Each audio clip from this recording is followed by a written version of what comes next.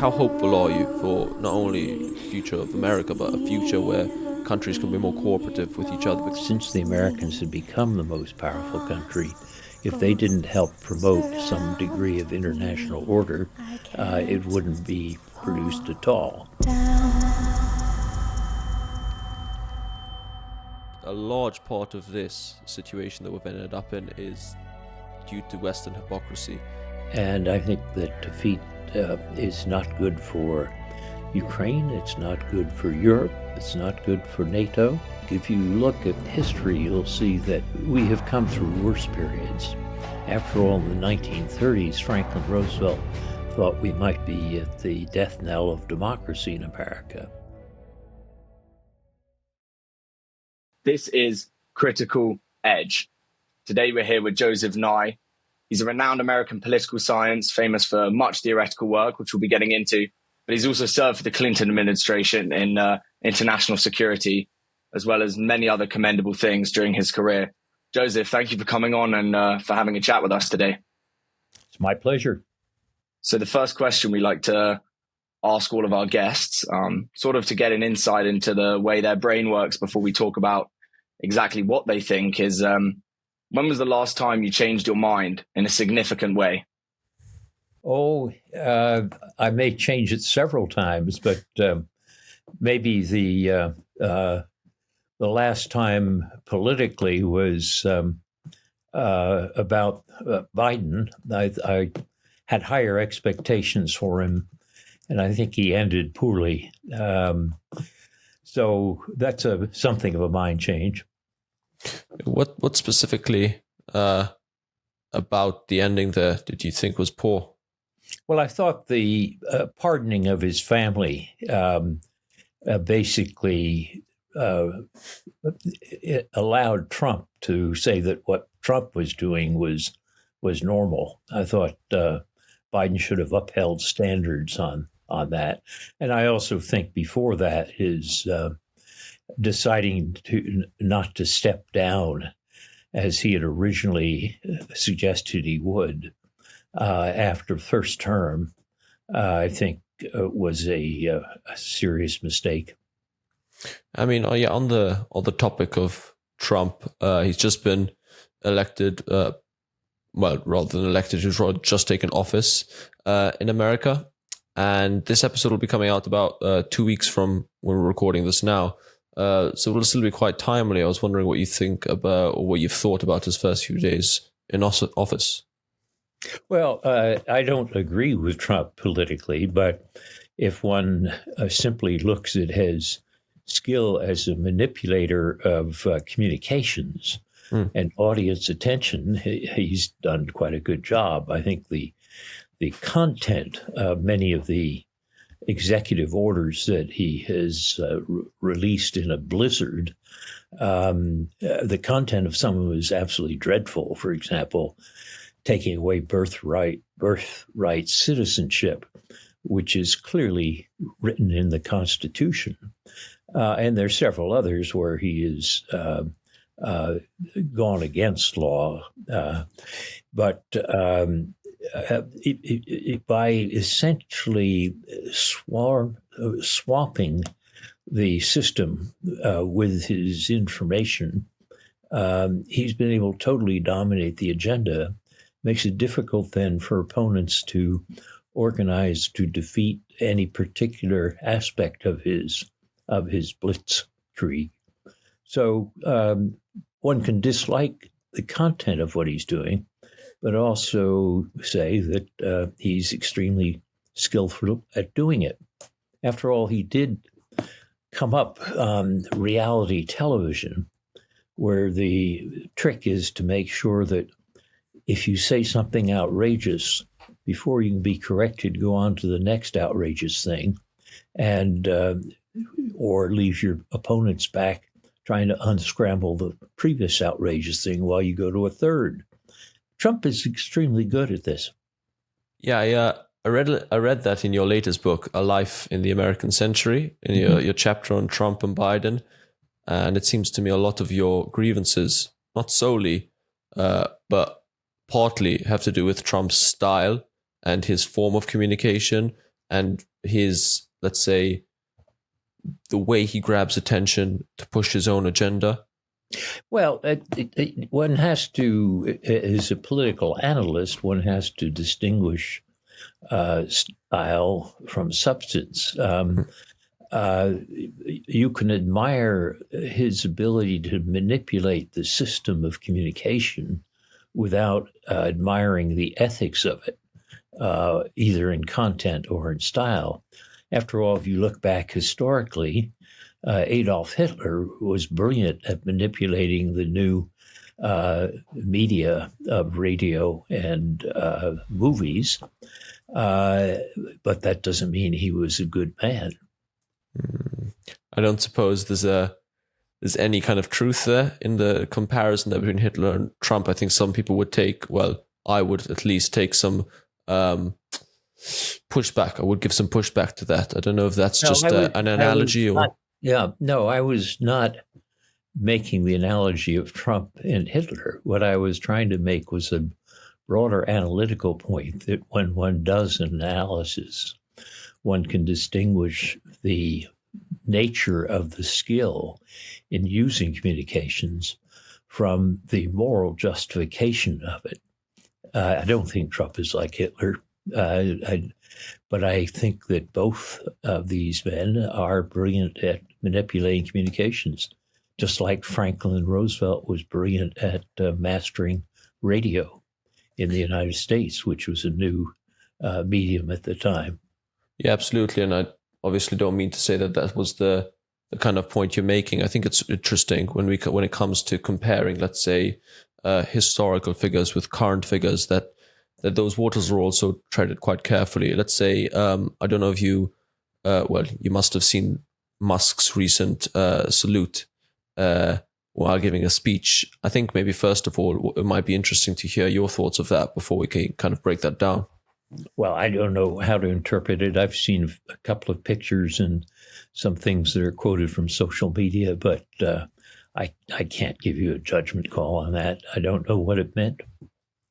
No, fair enough. I mean, just on the topic of Musk, as we relate back to Trump as well, I wanted to maybe focus in on one point which I heard come up quite often while doing research for the interview, while listening to a couple of your talks as well, and that's the idea that there's been a shift from horizontal power to vertical power. And for our audience listening, that is to say, there's more and more non-government actors taking power within states. So maybe for our listeners and for our audience, how relevant, first of all, do you think this is to international relations more broadly? Well, I think if you look at what's happening with information and communications today, what you see is an increase in the extraordinary amount of information that's being conveyed, which then means there's a burden on the scarce resource, which is attention. And so if you can completely dominate the information channels, then you can actually have considerable success in setting the agenda of action. So if you think of what does this mean in terms of international relations, you have many more actors who have access to these channels of communication, and that means that they can play a larger role in agenda setting. The days in which you had a few major elite newspapers who would determine the agenda for the government are eroded, or if not gone. And nowadays, if you have a podcast or a million followers on social media, you can do a lot to control the agenda. So what you've had with the rise of the internet, social media, this will be increased even more by artificial intelligence, is more actors working at lower costs to them, so the price of entry is down, and working at much greater speeds, and all this targeted on an amount of attention which doesn't increase. So that does make a change. Is that necessarily a bad thing, that more actors kind of have that power? I don't know if it's necessarily bad to kind of give, it kind of democratizes the media to some extent. It does, and there are good aspects and there are bad aspects of it. The good aspects of it is that you have more people able to express a broader agenda. The bad aspects of it is that it can be manipulated. If you have the ability to set up a bot, you can swamp a social media platform with messages which are highly biased. So it's a mixed bag. Want your head and hair to feel cool and clean? Been going to extreme measures to cool your head off? Then get yourself a Manscaped. Don't be like Ollie and take your scalp from zero to hero with the new scalp buffer now. Use the discount code LOAF to get your 20% off.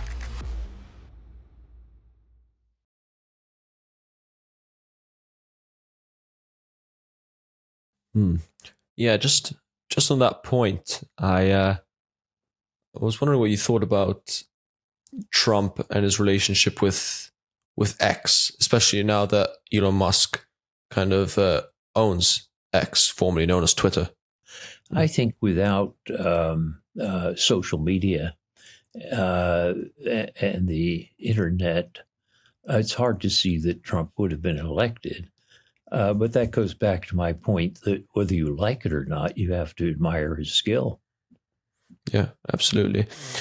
Absolutely. I kind of wanted to quickly, before moving on to maybe the broader theoretical aspect of things, focus a little bit on Trump in relation to Ukraine, because this is one of the more pressing issues, I think, which he hasn't spoken too much about. So he signed lots of executive orders. There hasn't been too much going on about Ukraine, I feel.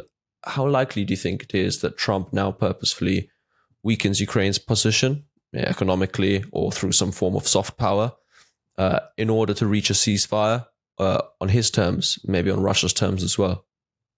Well, I wrote a column about this a month or so ago before the inauguration, saying that Trump prides himself in unpredictability.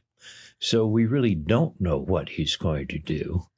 And what I said in the column is, if he continues to strengthen Ukraine's position to get a ceasefire in place, rather than letting Putin claim the 4 provinces that he has invaded but not been able to fully control or annex, then you would have something where you could not call it a complete victory, but you could call it a partial victory for Ukraine. If, on the other hand, he deprives Zelensky and Ukraine of military assistance, so that Putin feels that he's got a guarantee that if he presses ahead, he will prevail on objectives such as those I just mentioned, or even more, then I think you will have something which will be widely seen as a defeat. And I think that defeat is not good for Ukraine. It's not good for Europe. It's not good for NATO. And we'll have to see what Trump does. But he's so unpredictable that I don't begin to know the answer. Okay. I mean, just in relation to the Russian-Ukraine war right now, I was speaking to a friend who was quite familiar with your work, and he thought that it might be wise in this interview to bring up the isolationist realism and its rise in popularity, especially now in the wake of this war. And I'll let you answer that before kind of opening up the discussion a bit further. Well, there has been a reaction in American opinion in the direction of isolationism. One has to be careful with the use of the term. It's not like the isolationism of the 1930s. But if you look at the Chicago Council... Could you clarify isolationism? Sorry to interrupt there, just for our audience a little bit. That isolation in the 1930s was the Americans saying we want nothing to do with Europe, and we're not going to do anything to deter Hitler or Mussolini. And the Congress passed bills such as the Neutrality Act, which prevented our assistance. Roosevelt fought against this, but it took him a long time, and it actually was the Japanese bombing at Pearl Harbor that broke through this.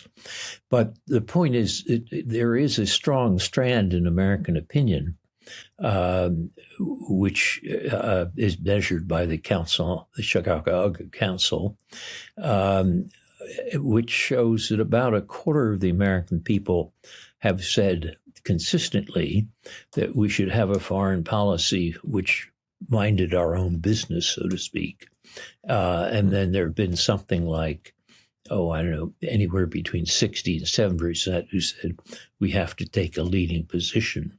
That has been true since Vietnam, or the reaction against Vietnam. But there's some indications that it may be increasing. This mind your own business approach may be increasing. And it's not necessarily left or right. There are some of these tendencies on the left, and there's some on the right. But how strong they'll become and how much they'll influence the administration over the next 4 years, I think there's still going to be a dominant strand which will involve or keep the U.S. involved. But there may be a difference in degree of how much involvement. Yeah, I've had this debate with a couple of my friends as well, and in my social circles, in that I'm quite strongly on the position that US should be involved. They should fund Ukraine. However, I've had my views challenged quite strongly, especially when kind of it's put to me the idea of the American person, the average American person who's struggling. And this is something I heard you speak about a little bit in the podcast. It's the idea of why should we worry about what's 50 years from now, whether that's the climate erosion or Russia's potential rise in power in the Far Eastern Bloc, when what's happening right now is our economic struggles. Well, I think it helps to put this in a longer historical perspective. Sure.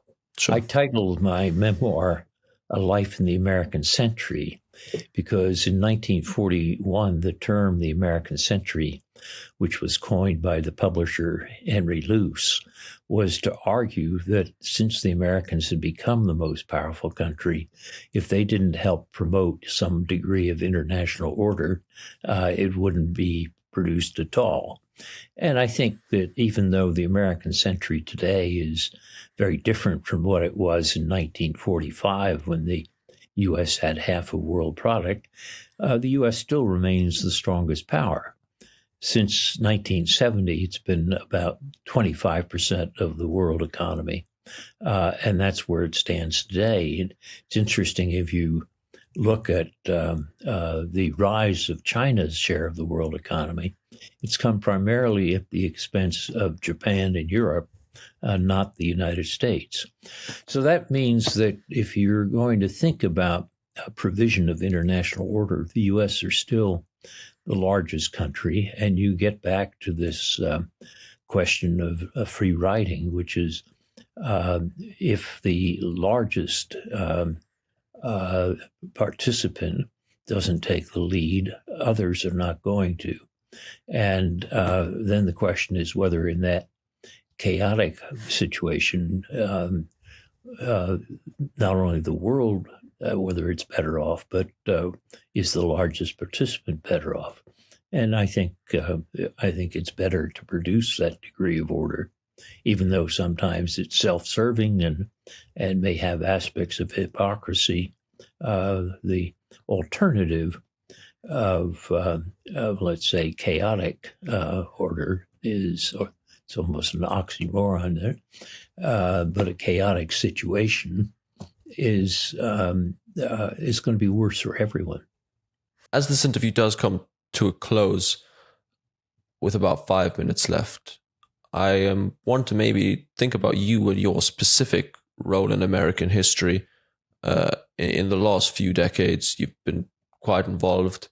And maybe you can speak from your own personal experience, but how hopeful are you for not only the future of America, but a future where countries can be more cooperative with each other? Because as it stands now, 2025, things don't look hopeful, at least in my eyes.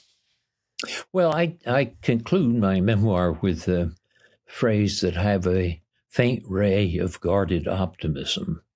But there are many things that challenge that, which I discuss in the final chapter. So that's why I call it a faint ray. But I still think if you look at history, you'll see that we have come through worse periods. After all, in the 1930s, Franklin Roosevelt thought we might be at the death knell of democracy in America. And in the 1960s, you had,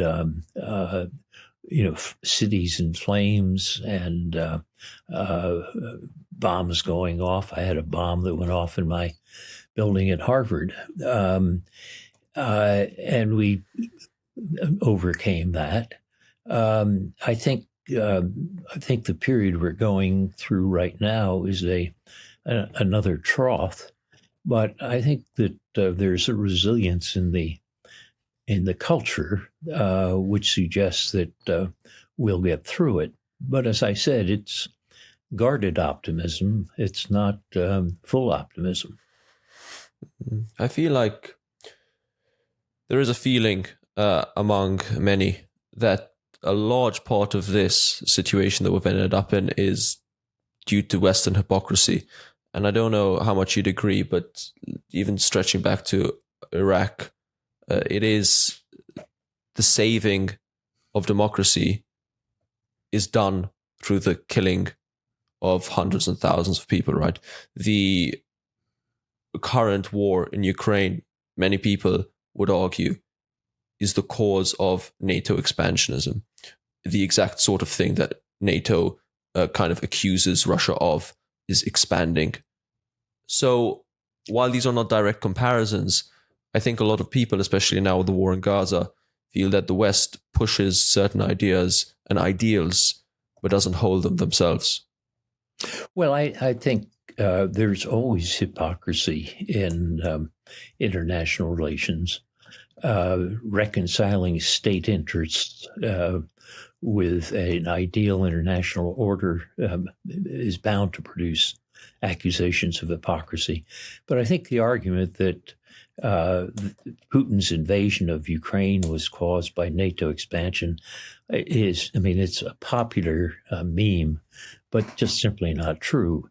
There was no prospect that NATO was going to expand to include Ukraine in 2016 or in 2022.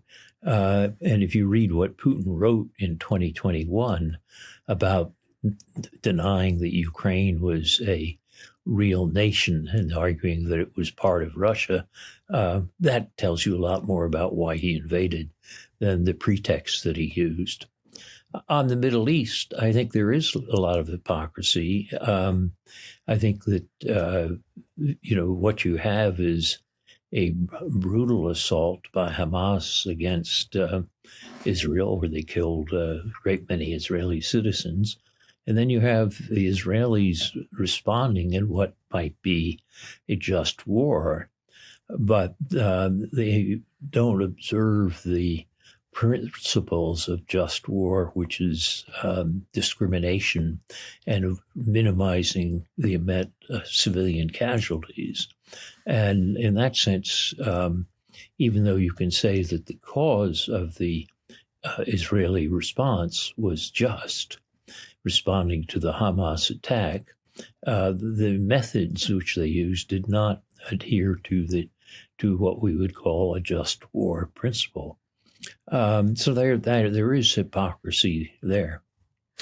Thank you. I mean, as it stands, we don't have time to go into the wider historical context of the Israeli-Palestinian conflict, which I suppose might beg many more questions about its beginnings. But we can leave it there. We can leave it up to the audience to kind of come to their own conclusions after this conversation. We'll leave the link to your latest book in the description, which I've been reading. I haven't finished it yet, but I'm thoroughly enjoying it. So congratulations on that front. I was wondering if you had any closing thoughts for our audience after this conversation. I must say that I was a student at Oxford reading PPE many years ago. Right. And one of the things I learned is that keeping a larger sense of historical perspective allows you to have a little bit of distance from when you're interpreting current events. So read your history. Thank you, Joseph Nye. This has been the Critical Edge podcast, signing off. Hi, guys. Thanks for watching this interview with Joseph Nye. As you may have realized, Ollie crashed out there due to some technical issues, but he was watching the whole time from the sidelines, giving his moral support. If you want to watch more content from us, you can click right here. And in the meantime, keep thinking.